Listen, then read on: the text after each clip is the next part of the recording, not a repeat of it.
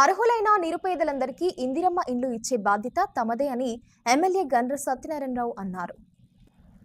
ఈ మేరకు చిట్యాల మండలంలోని పలు గ్రామాల్లోని లబ్ధిదారులకు ఇందిరమ్మ ఇండ్ల నిర్మాణ పనులకు శంకుస్థాపన చేశారు. అదేవిధంగా లబ్ధిదారులకు మంజూరు పత్రాలను అందించారు. పేదల సొంతింటి కలను నిజం చేయాలనే ఉద్దేశంతో ఇందిరమ్మ ఇండ్లకు శ్రీకారం చుట్టడం జరిగిందని, అర్హులైన పేదలందరికీ ఇండ్లిచ్చే బాధ్యత తనదన్నారు.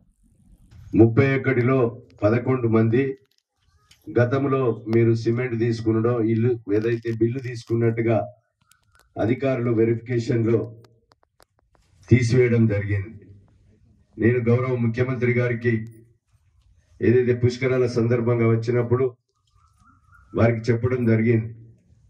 వారు సిమెంట్ తీసుకున్నా, ఒకవేళ బిల్లు తీసుకున్నా మధ్య దళారులు తీసుకొని వాళ్లకు 5 బస్తాలు ఇచ్చి పైరవికారు 10-15 బస్తాలు 20 బస్తాలు తీసుకొని బిల్లులు తీసుకోవడం వల్ల ఇండ్లు మంజూరు కావడం లేదు.